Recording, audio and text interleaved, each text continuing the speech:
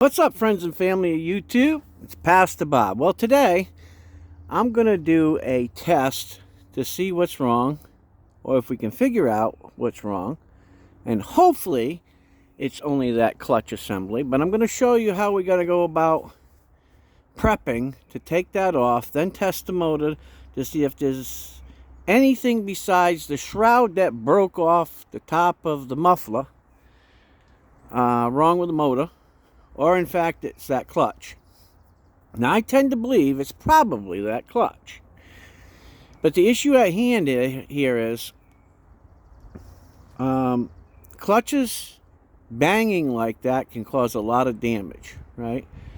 So I'm going to do a few other things too along the way. So first things first, when you're going to take that clutch assembly off, it looks pretty easy, right? Well, it's not. You got to take and you got to loosen up that band. Safely open and loosen up the band. Now, I'm not going to take responsibility for how you do it yourself at home. You'll have to read your owner's manual and get in contact with MechMaxx for authorization to do that. If you have an issue and it's under warranty, I suggest that you reach out to MechMaxx and get in contact with customer service. I've been dealing with Amanda. She's very nice. She's prompt.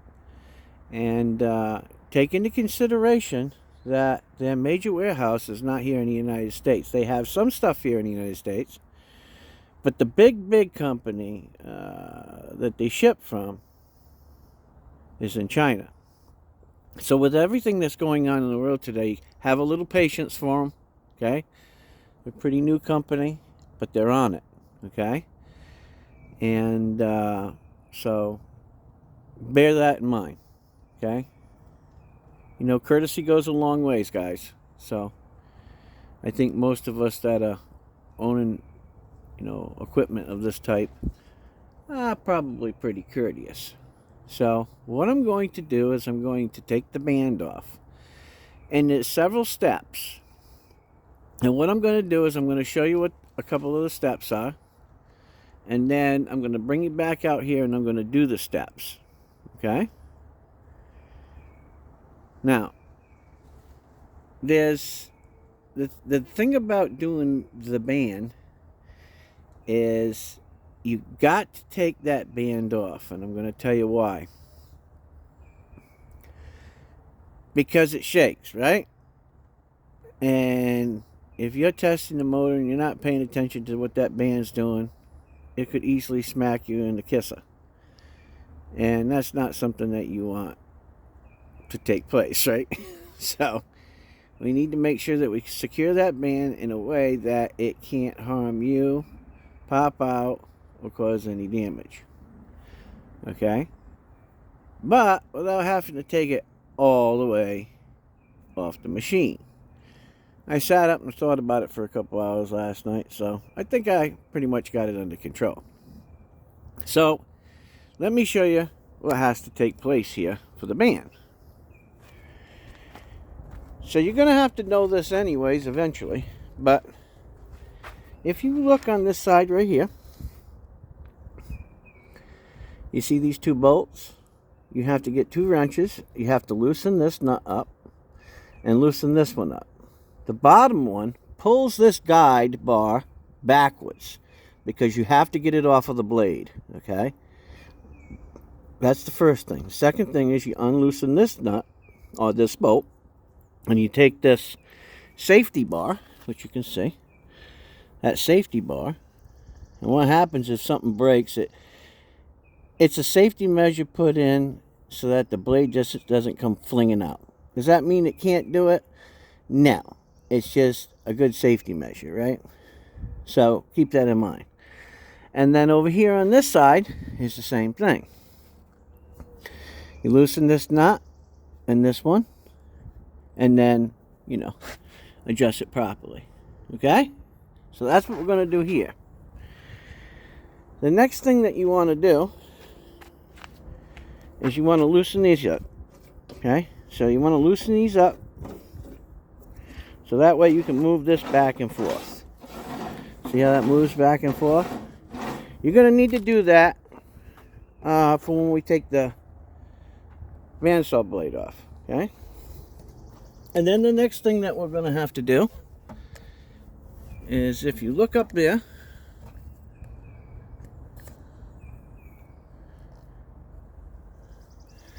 I got to take this bolt out, okay? Because this bolt holds that clutch assembly on. So once I get the blade off, I'm going to take this off, okay? Which is kind of worn, believe it or not, already. But you got to take that off, okay? So you got to take the band off, and then before you go to take that off, you see this bar right here? You got to loosen this bar up, which I'll do this right now so you can see. So you loosen this bar, right? And when you loosen that bar, it takes the tension off of the wheel, right? This wheel right here. Okay? Now, trying to get you here so that you can see what I'm doing.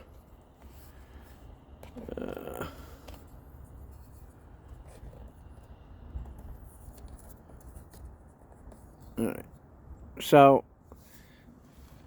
we got to do this in the stages, okay? I mean, this is just the way it is. Yeah, it really looks like it had better days. I suggest wear eye protection, which I have on. You know, maybe some kind of head protection of some sort. And mostly gloves. Good gloves, you know, like mechanics gloves. That's what I use. You can use whatever you prefer, and be very careful on how you proceed, because if you're not paying attention to what you're doing, you could get a face full of blade, and I'd hate to see anybody have that happen.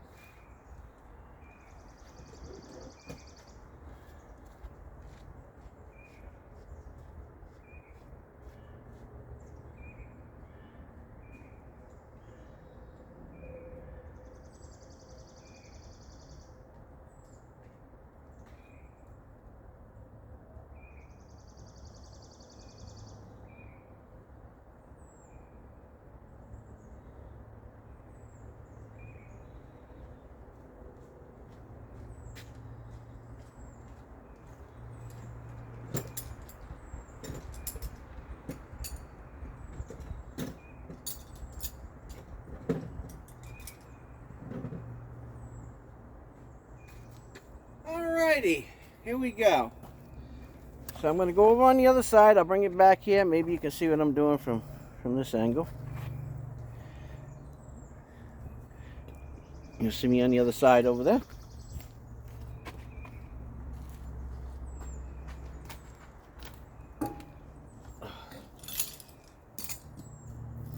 What is that, 16? Yeah. So the bolts are 16 millimeter, okay?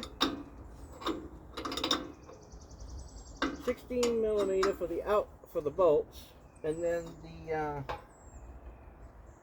the nuts, I believe, is 17.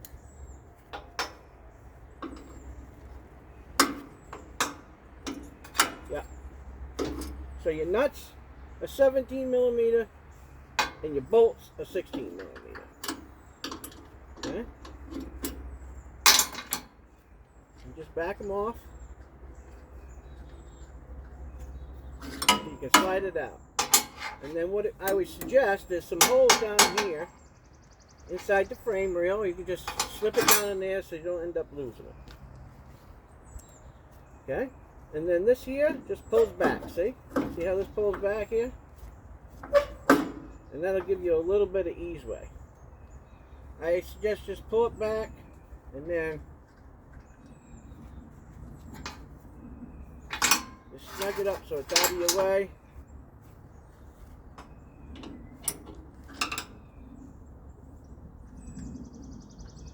There we go. It'll still move a little bit, in case you need to finagle it a little bit. And the same thing goes on the right side. 17 for the nut, 16 for the bolt.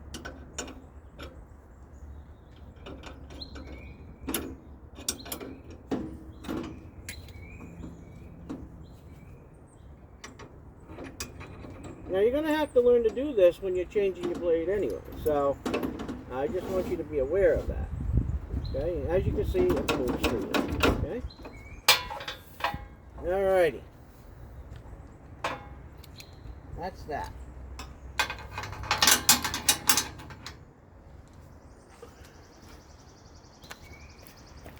Now what I'm going to do is I'm going to come around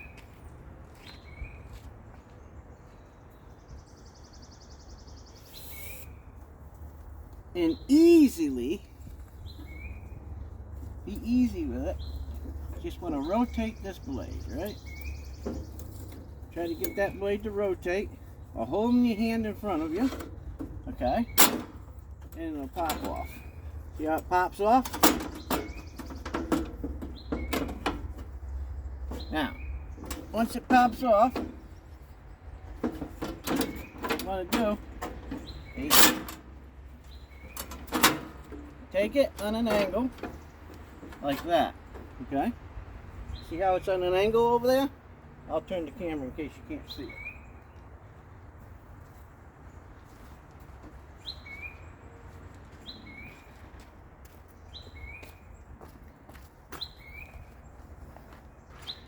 I want you to be able to see this.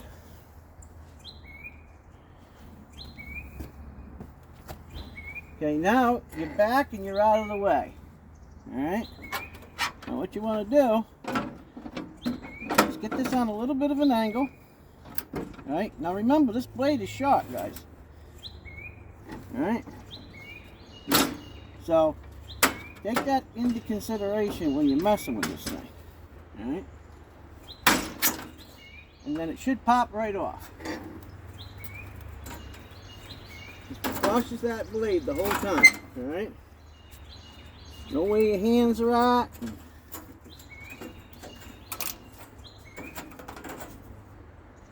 You're just not grabbing it to grab it. Because they can be dull, but they can still poke an eye out, right? Or smash you in the face, so be careful with it. Right? Take it slow and easy. And then you can put them together like this, okay? And it'll easily come right out. Alrighty, so that's out. While you're in here, what you need to do is check your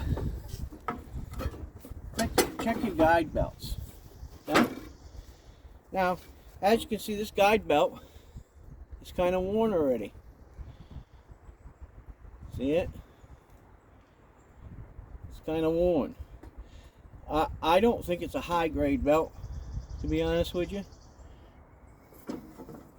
Can you still get a few more cuts? Probably, but I'm going to tell you that that's not a Goodyear welted belt. But you still should look at it and see how bad it is. Alright? Okay. Now while you're in here, you want to blow all this out and clean all this out. Now what I do is I grab my blower.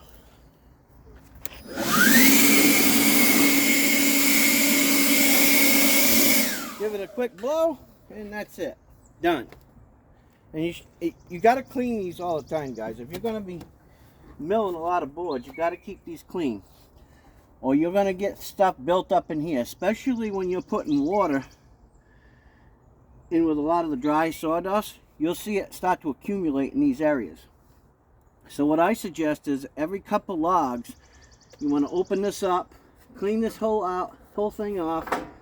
Check all your guides. Make sure your guides are clear and clean.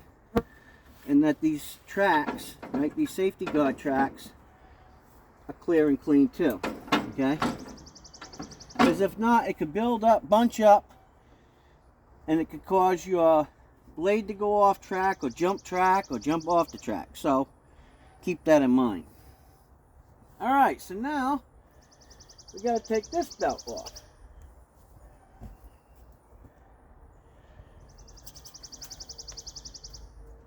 Now, if you notice something about this belt here is a little thicker than that belt, right? So, over here,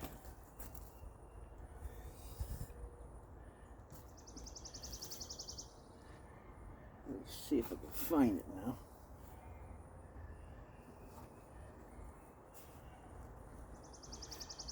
All right. So, there's a couple different ways you could do this. I call it walking the dog, right? So, get yourself something like a Phillips head screwdriver or something, right? Pull out on the belt, push underneath on the wheel, and you should be able to rotate the belt right off just like this, okay? Now the belt is actually off the machine. And I'm going to show you the belt so you can take a look at the belt.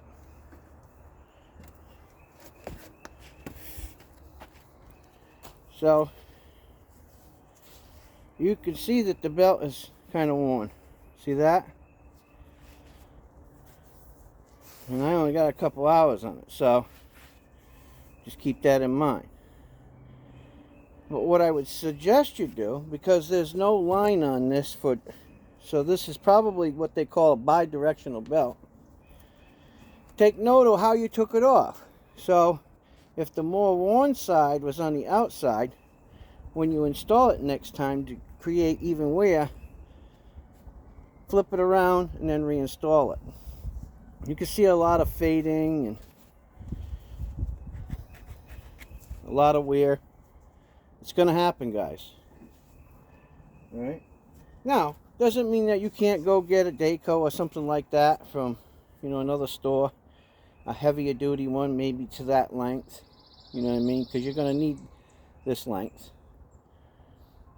in case, you know, something happens. MechMaxx sells new blades, and they sell all the belts that you'll need for your equipment.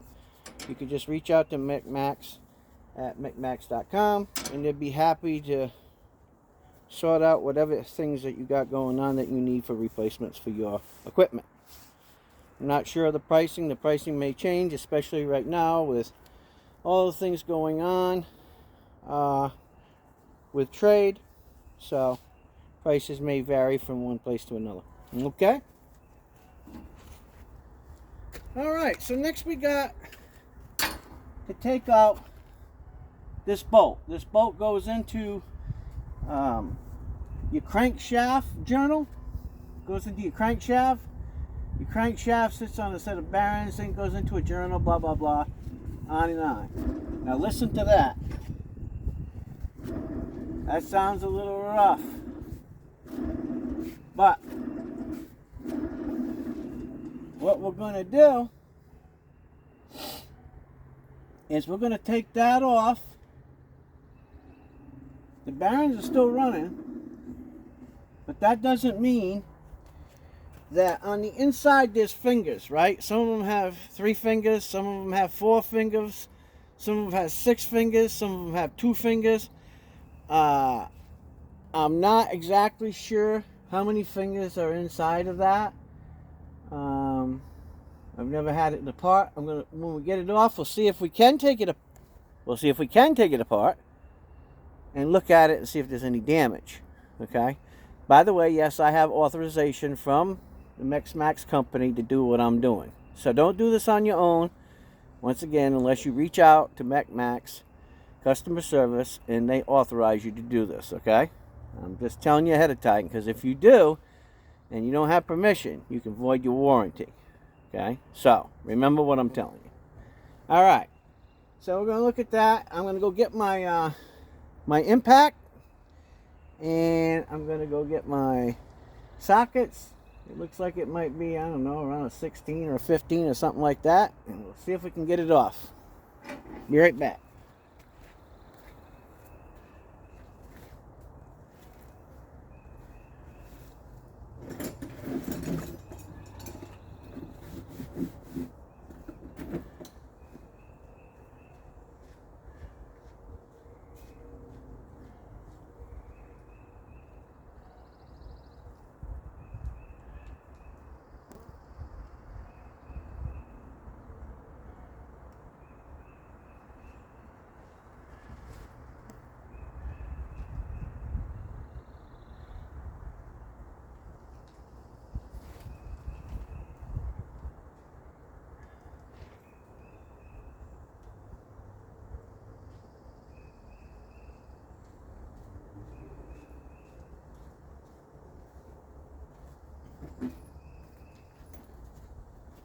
All right.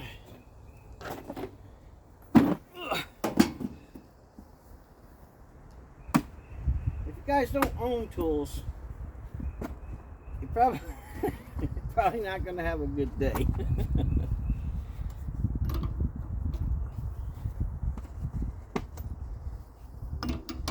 Okay, so it's 15 millimeter.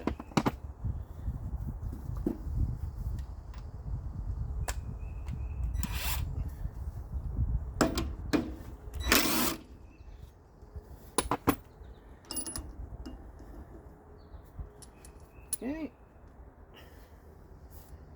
Once again, you can just set that down in your rail, and this should slide right off. Now, I'm going to take this off so you can see this, if I can take it off. Let me do something real quick.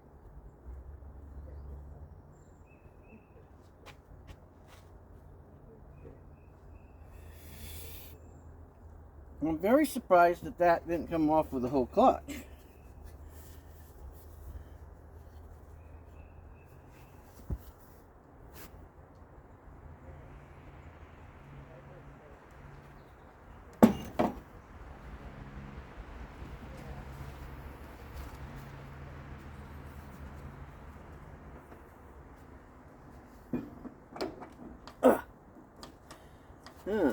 I think it wants to be a little bit of a pain in the butt. Now, tap it back a little bit and I'll get a little bit of WD-40.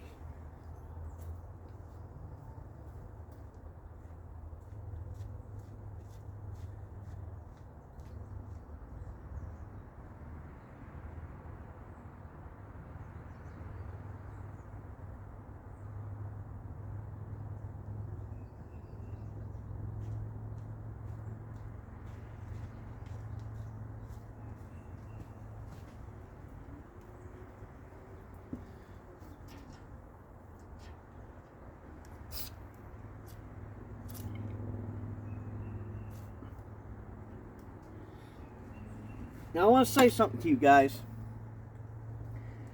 This has like, I don't know if you guys can see this. I'm going to try to.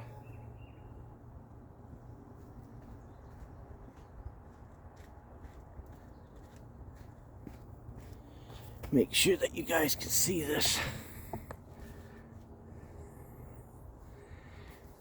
If you guys can see what I'm doing.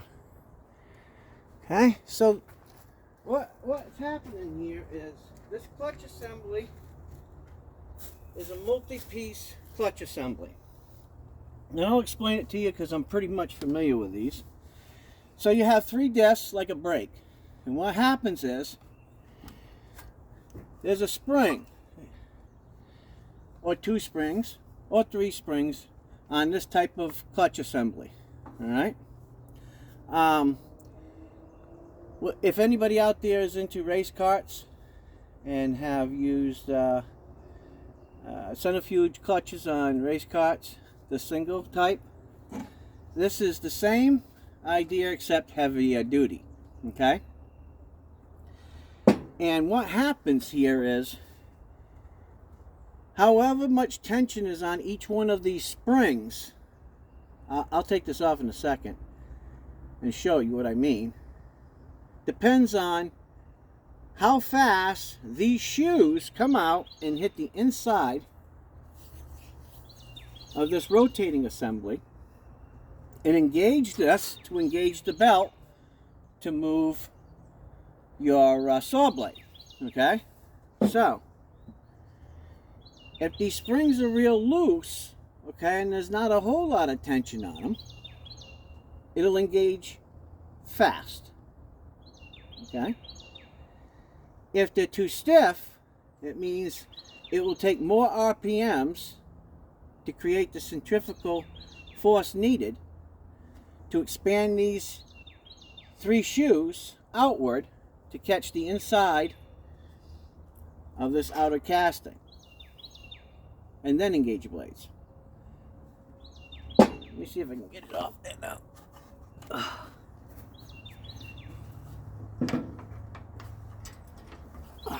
Oh yeah, she's down there pretty tight. All right, let's see.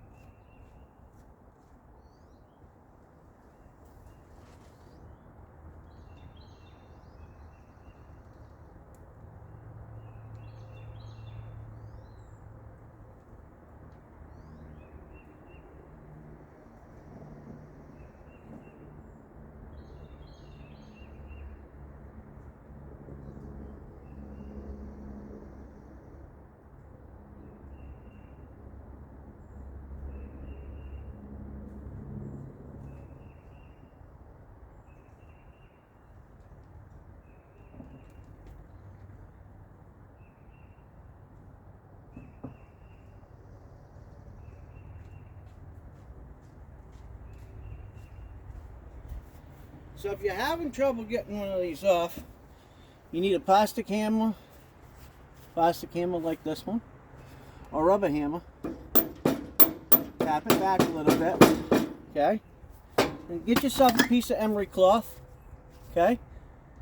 This is AA 150. Spray yourself a little bit of WD-40 on it, okay? Now, you don't have to rub real hard on this. Just kind of go over the shaft a little bit. What you're doing is you're taking off any burrs that may be on the end of the shaft. Okay? And you want to go all the way around it. Nice and light. Because rust, any kind of rust can cause this not to come off easy. Alright?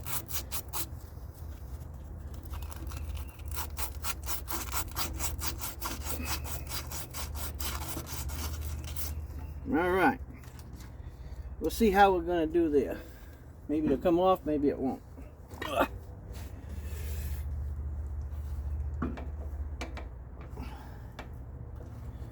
Oh, she's still a little tight there.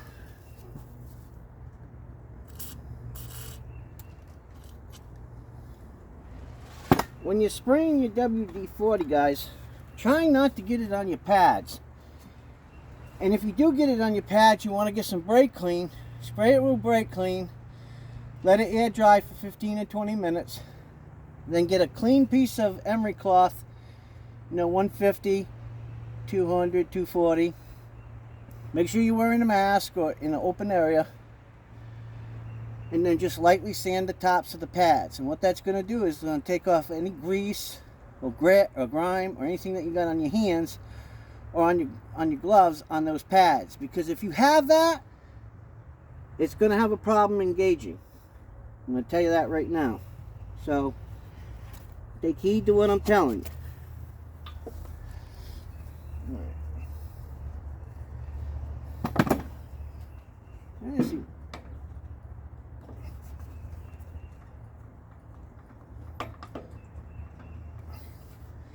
Right there.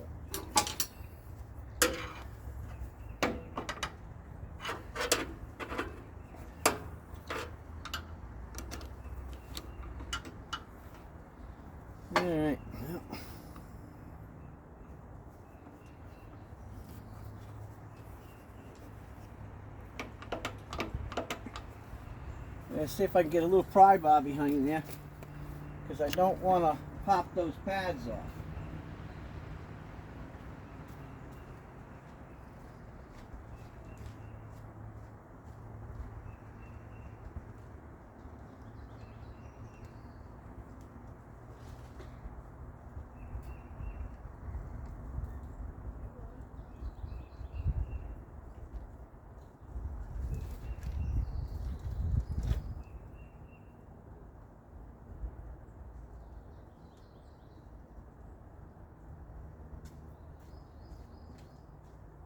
Always all kinds of tools you gotta have when you're messing with projects like this, guys. It's never, you know, just cut and dry. That I'll tell you.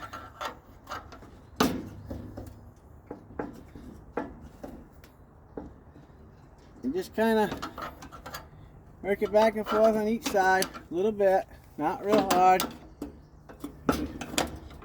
Trying not to damage the unit, right?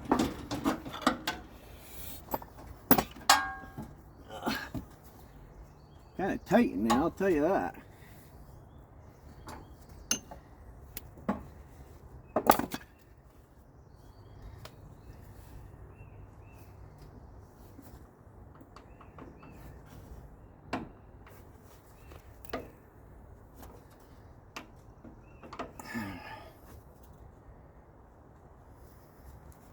He's tight. He is tight. There we go. And off she comes. Now if you look on the inside here, look at that. That's the wrong size collar. You see that? That collar is too big for that shaft. I'm going to tell you that right now. This inside collar, oops, I dropped that. I don't know who's that. Good gracious me, no. Alright, make sure you don't lose this. Don't lose your keyway. And the keyway is busted.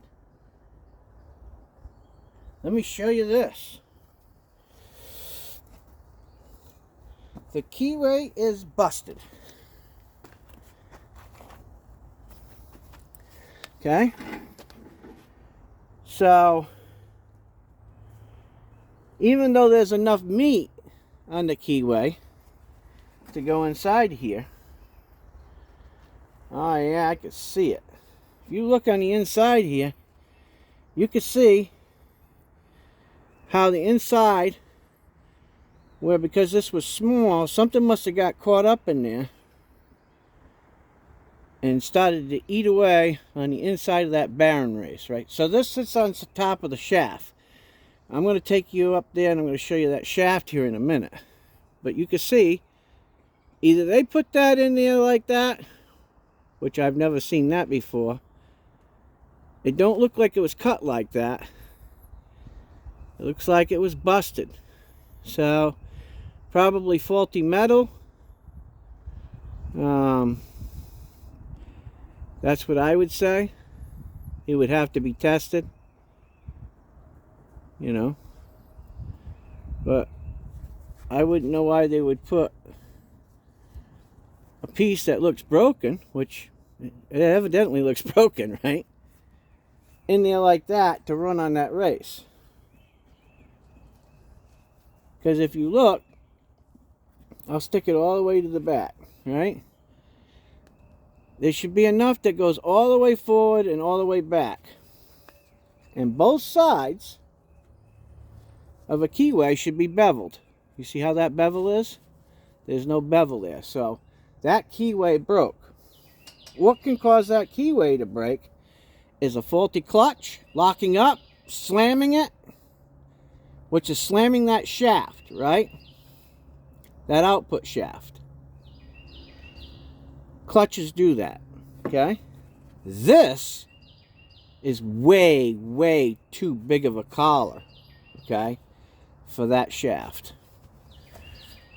Let me show you.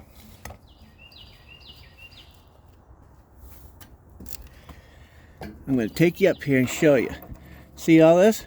Look at that. That is way too much. And then if you look at that shaft, you can tell that that output shaft right there has been wearing down. And what causes that to wear down like that, okay? What causes that to wear like that is this key. That key causes that. And as you can see, there was no other key. That was the only piece. So I am not quite exactly sure where or how they did that. Could have happened in manufacturing. Somebody could have been having a bad day and just stuck a piece in there. But I could tell you that those keyways are supposed to be double-ended.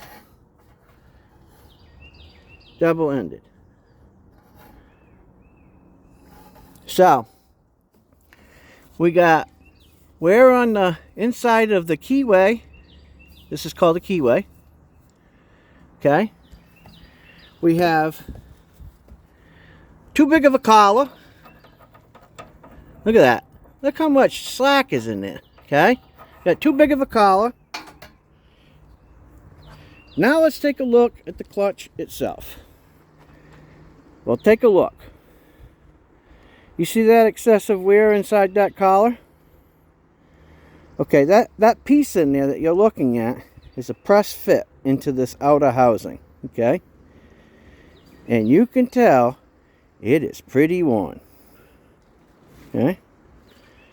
That is pretty worn.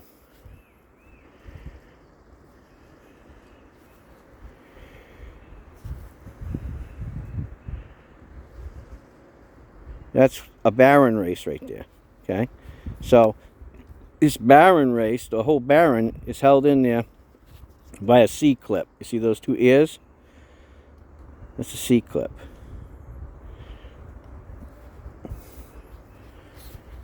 Why that's happening? Could all be from that keyway. And that keyway, not being in there right, wears out on this shaft, right? This, not being tight, goes like this. Okay? Which if we look at this, you can tell that's exactly what it was doing. Okay? You see how those lines are? It was shifting. So, that bad key like that was causing shifting, which I'm not sure if it was rotating inside of the shaft and on the inside of the clutch assembly, which you can see that on the inside of the clutch assembly. Okay? But I think if we're lucky, before I even start the motor, that is probably the culprit right there.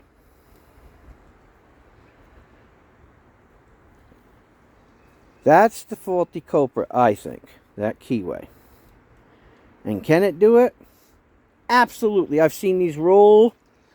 And what I mean by roll, I've seen these in the keyway and them roll like that and go like that and stay right inside there and do exactly what's happening here. Do exactly what's happening. It rolls and it rolls and it rolls around in a circle and it starts to wear these down. And then you're going to have problems with your shaft. Okay? So, do I think this is the culprit? I'm betting on it. Now that I've got it apart, I'm betting on it. Now you say, well, what about this housing? What caused this housing to tear itself off? The top of this. Tore the threads right out, right? Pulled it right out of there, ripped it right out. Well, what happens is when you have excessive pounding and thrashing on your motor, right? You got to understand, these are two small little bolts. They should have came up with a better idea, which, you know, if it was me, I would have put two bolts here, and then I would have had another dog leg that come down here, right, off of one of these exhaust manifold bolts, right, that come down on each side like two wings coming down here and down here, right, off the side of this, all right, and that way it would have gave it 2 points of good contact. Okay, it would have gave it contact on the side and the top, and all that thrashing and banging, which I'm going to hope and pray is the clutch assembly. This would have never broke off of there. It would have never broke off of there. But, I mean, they're not thinking about that when they're making these motors, right? That they're going to have that thrashing and banging, okay? And if they did a piss poor job of designing this for this type of machinery, okay? And they should have told MechMaxx, well, we haven't tested all the parts to make sure that they're not going to come loose, you know, under any kind of vibration, because there's going to be vibration with these, period. You're going to get it. It's absolutely going to happen. But the clutch going bad, and that's what I think it is. I'm not positive because I haven't started the motor yet. Okay? That excessive banging, those two little bolts couldn't hold up. So I think if they design these, they should design this outer housing for these motors, or any kind of motor on anything vibrating, right? So we're talking log splitters and snow blowers, anything like that that vibrates hard. Like I said, I haven't seen this ever in 25 years of you know, working with this type of machinery. Now, I've been working with machinery my whole life on the farm. You know, I mean, I was raised on a farm. You know, grew up in a race. My uncle had a race shop, a store. You know, so I know a lot about all different types of motors. 350s, 327s, 283s, you know. L88s. You know, I could go on and on for hours and hours and hours about motors, right? So I know a lot about motors.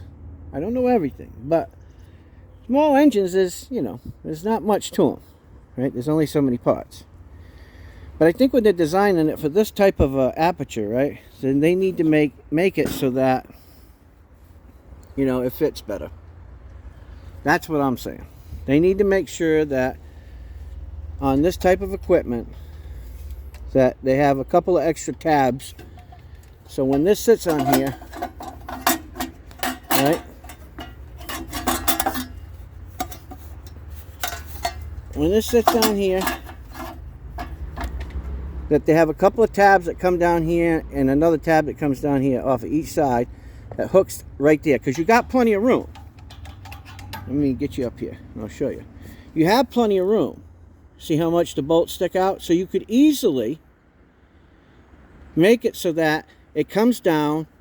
It has a 2-wing flange on each one of these, and that way you could bend them over, and it will also help to secure these bolts while it's on there. So it'll have a 2-way function. But the way that they designed it right here for this type of machinery, yeah. If another clutch goes out and the banging happens, it's going to happen again. Okay? So, let's keep that in mind. Alright, so we got it off there. Let's reach in here, make sure that there's nothing else loose. Let me get you up here. And I'm going to set you guys up again so you guys can see the shaft.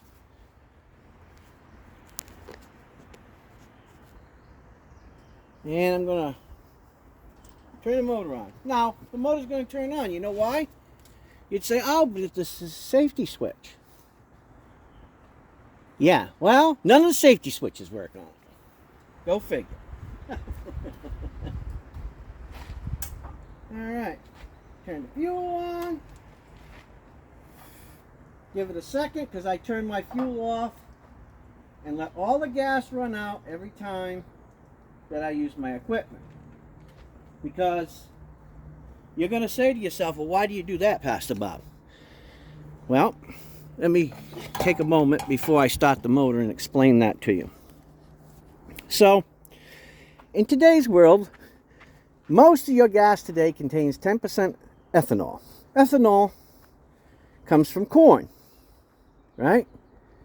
Corn syrup comes from corn, sugar comes from corn, all kinds of things come from corn. Well, one thing that you're going to learn when you deal with small engines, as much as I have over the years, is if you let that type of gasoline sit inside of here for too long, it starts to create this mucky haze down in there, right? And it gets sticky.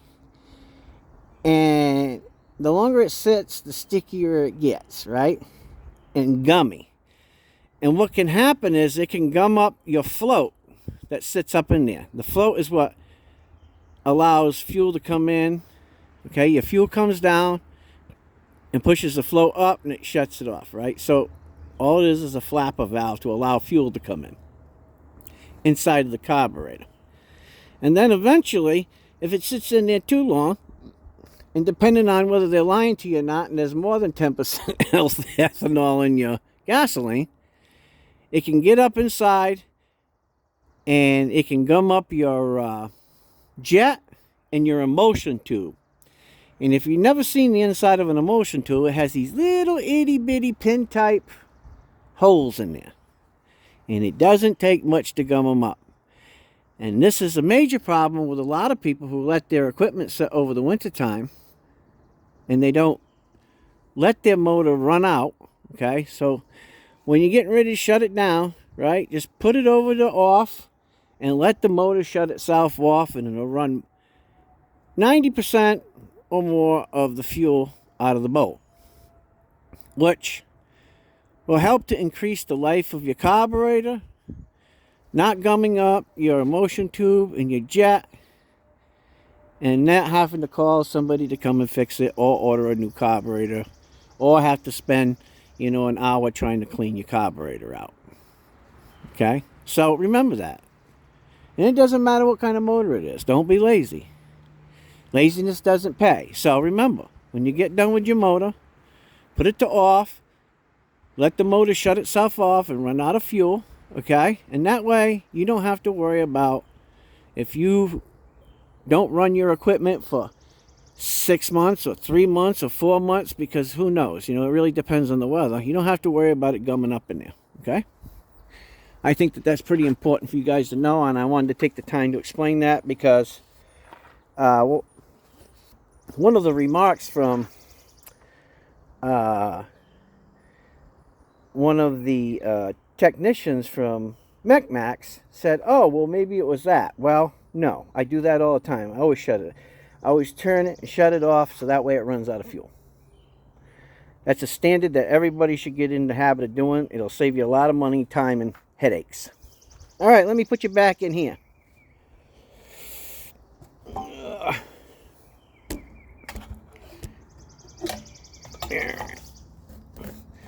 Put you right here. That way you can see that shaft. And we're going to start this motor. Everything looks pretty clear.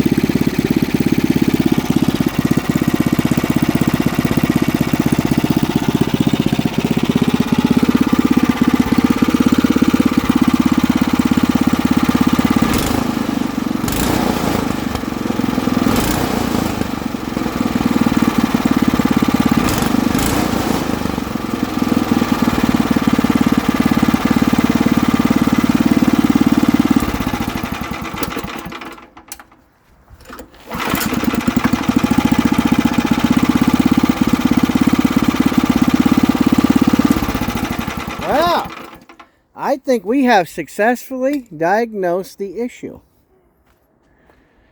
Thank God it ain't the motor, because that would take me forever. Oh, let me get you guys back down in here. Oh, I gotta move all this stuff. Sorry, guys. Get you back up in here, because that would take me forever. Hours to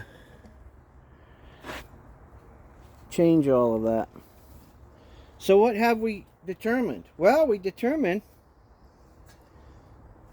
that somewhere along the line this keyway busted. And when this keyway busted, it ruined the clutch assembly. Took a chip right out of it right there. Ruined the whole inside of the groove. Right? What caused it? Well, they could have either put it in like that in the factory. There is no other pieces. Or it broke out and it flew out the front somehow. Which I wouldn't know how it would do that. Because if you look, when you put this bolt on here,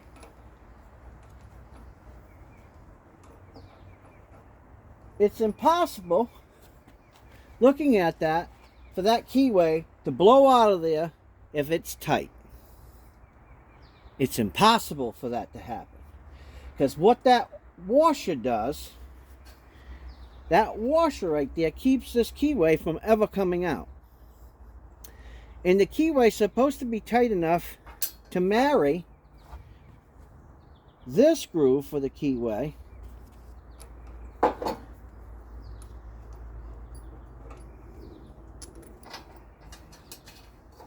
and this clutch.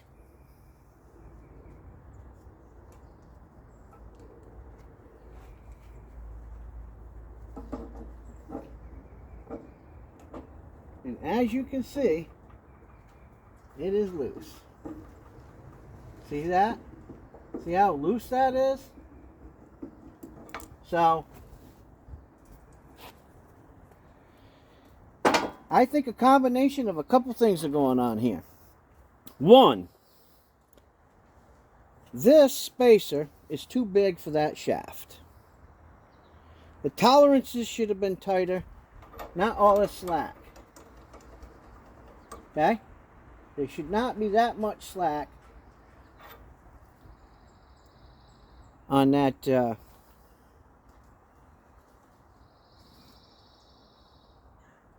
big washer, on that collar. And you could tell by the way it was riding too. And that is definitely either they threw it in there like that, or somewhere along the line it busted out. I can't determine that. I don't see anything in there. You know, I don't see any pieces laying in there. And that's a pretty solid in there. So, if it shot out of there, I mean, I guess eventually it could work its way out of there, but it would get stuck down in there, I would think. So, I am about 99% sure that if I get a new clutch assembly, the right collar for that 1-inch shaft, because this is not right. So I need a 1-inch shaft collar and a whole new clutch assembly. And I put this back on here, which I will do another video, by the way. I think it'll fix it. I don't think it's the motor. The motor started right up. Sounds good. It didn't give me any crap like it was before. And the thing about clutches that I want to tell you guys is clutches can cause all kinds of issues. Man. They can cause all kinds of issues. When they get stuck and things go bad, barren races go bad, when these springs break or the right tension isn't on them. So, it's a good learning experience, right? Now we know that if we ever get another one, or somebody out there ever gets another one, and you get that banging sound, it's probably because of the clutch assembly. And the first thing that I would look at, once this goes bad in there, guys, it's done. Because now your parts are all worn. And this is a brand new machine, right? So what you need is a brand new keyway, a brand new collar, right? A brand new clutch assembly, right?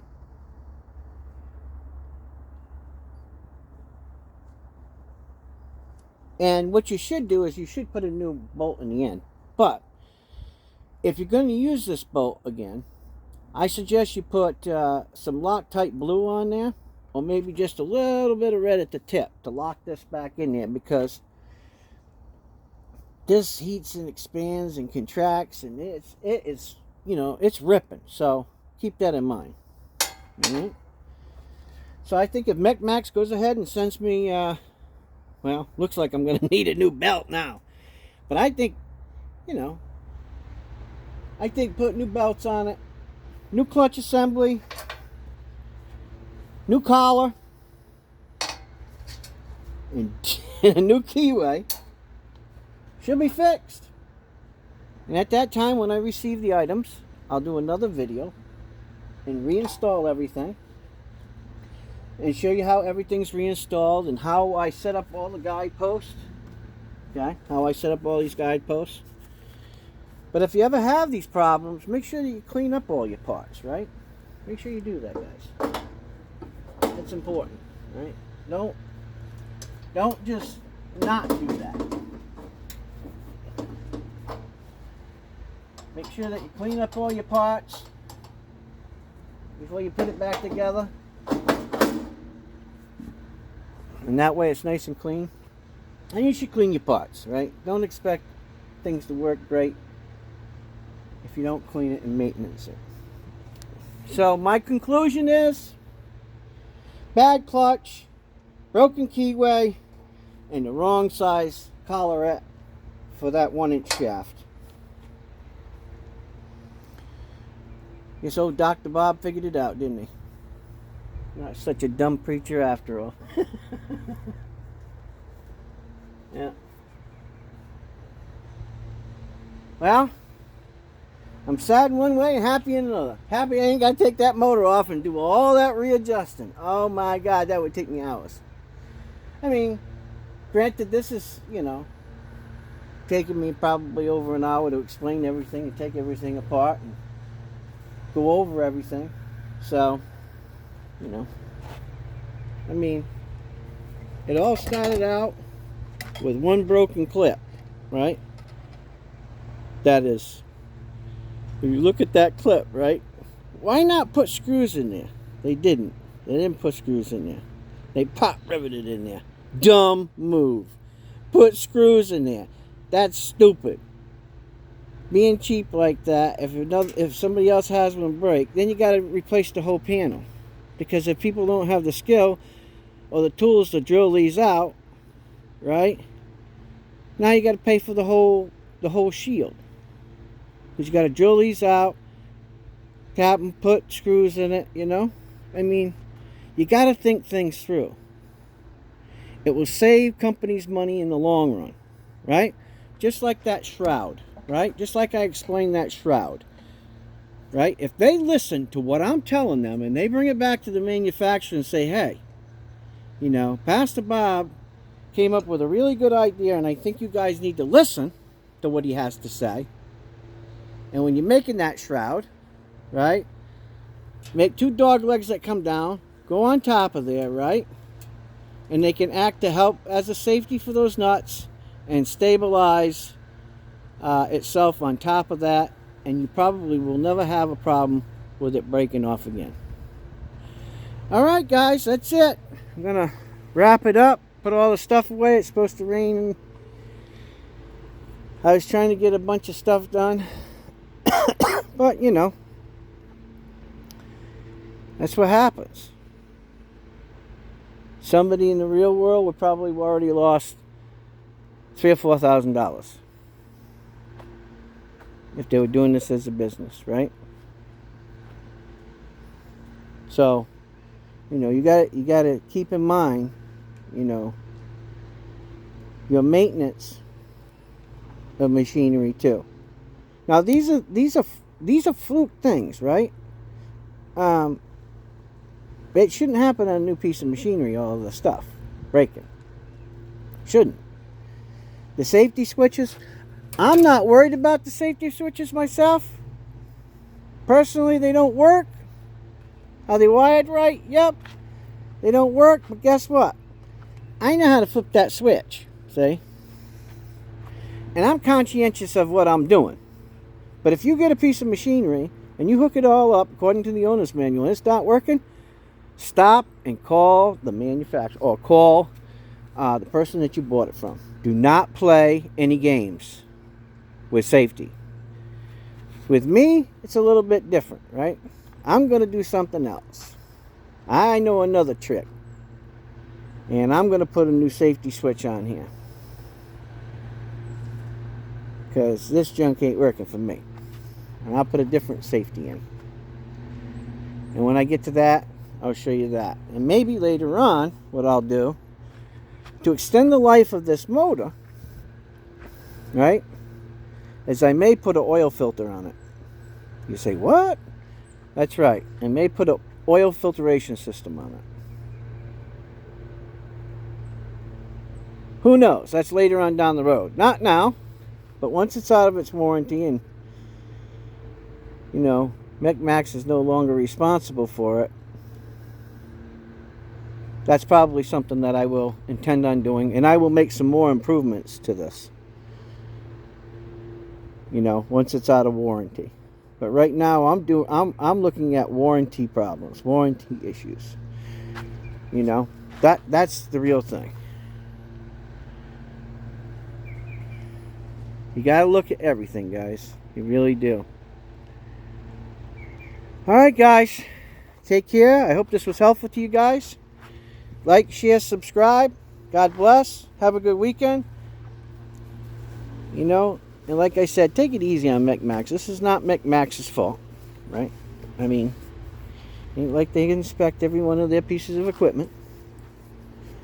And I also told them at MechMaxx, if they ever have equipment that they ever want me to look over or review or wonder if the mechanical abilities and properties of that specific piece of equipment are manufactured correctly or what should be changed, send it over to me.